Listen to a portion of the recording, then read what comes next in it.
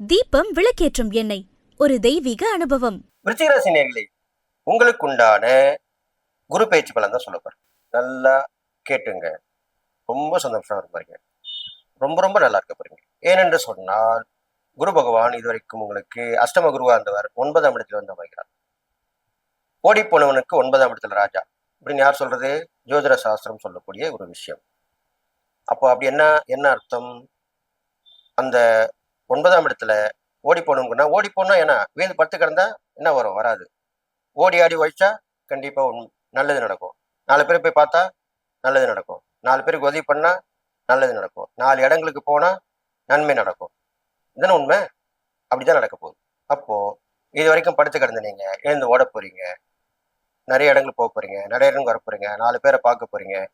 எல்லா வகையிலும் உதவியை கேட்க போறீங்க. எந்தெந்த வழி நம்மளுக்கு முன்னேற்றமா இருக்கோ அதெல்லாம் ஈடுபட போறீங்க. இப்படிதான் நடக்க போகுது. அதுக்கு தான் அப்படி சொல்லியிருக்காங்க. அந்த பலன் உங்களுக்கு கண்டிப்பா கிடைக்கும். இந்த 9ஆம் இடத்துல வந்துட்ட பிறகு உங்களுடைய வேண்டுதல் பிரார்த்தனை எல்லாம் நிறைவேறும். தந்தையாருடைய உடல்நிலையில நல்ல முன்னேற்றம் கிடைக்கும். அவர் மூலியமா உதவிகள் கிடைக்கும். அவருடைய சொத்து பத்து இருந்தா அது மூலியமா இப்ப வந்து கைக்கு சேரும்.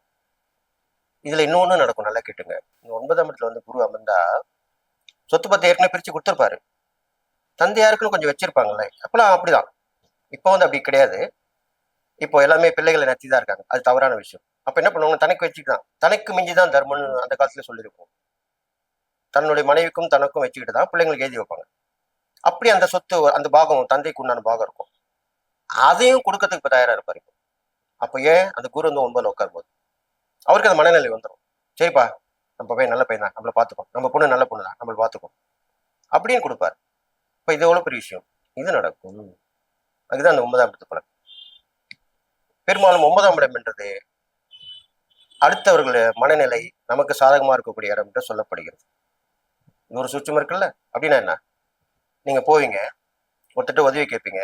நீங்க கஷ்டப்படுறீங்கன்னு அவருக்கு தெரியும். ஒரு 1,00,000 ரூபாய் கேட்பீங்க. அவர் என்ன பண்ணுவார்? 2,00,000 ரூபாய் கொடுப்பார். அதிர்ச்சியா இருக்கா? ஆச்சரியமா இருக்கா? அதுதான் உண்மை. ஏன் என்று சொன்னால் அவர் அந்த மனநிலை உங்களுக்கு நல்ல நீங்க கேட்டதை விட அதிகமா கொடுக்கணும்னு அவர் ஆசைப்படுவார். இப்படிதான் நடக்கும். இது ஒரு உதாரணத்துக்கு தான் சொன்னேன். இந்த மாதிரிதான் கிடைக்கும். உதவிக்கு பேருதவி கிடைக்கும். இப்ப புரிஞ்சுட்டீங்களா? அதுதான் நடக்கும். அப்போ இந்த விருச்சிகராசிக்காரங்களுக்கு இது மாதிரிதான் நடக்க போகுது. எல்லா விஷயமும் கண்டிப்பா நடக்கும். உங்கள் ராசியை பார்க்கிறார் குரு பகவான். அப்ப என்ன நடக்கும்?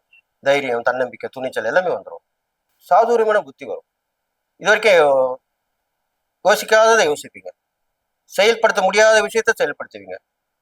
நேற்று வரைக்கும் அவன் ஒண்ணுமே தெரியாம இருந்தாப்பா, இன்னைக்கு பாரு எப்படிதான் அவன் இதை கத்துக்கிட்டான், எப்படிதான் இந்த வழியில அவன் போனான், எப்படி அந்த அவர் போய் பிடிச்சான், இப்படிதான் பேசுவாங்க. அப்படிதான் நடக்கும். அதுக்கப்புறம் பாத்தீங்கன்னா நல்ல முன்னேற்றமான விஷயங்கள் நடக்கும். சகோதரத்துவம் மேலோங்கும். சகோதர சகோதரிகள் உதவி பண்ணுவாங்க. அடிக்கடி பயணங்கள் ஏற்படும். வெற்றி வெற்றின்ற வார்த்தைக்கு அர்த்தம் உங்களுக்கு புரியும்.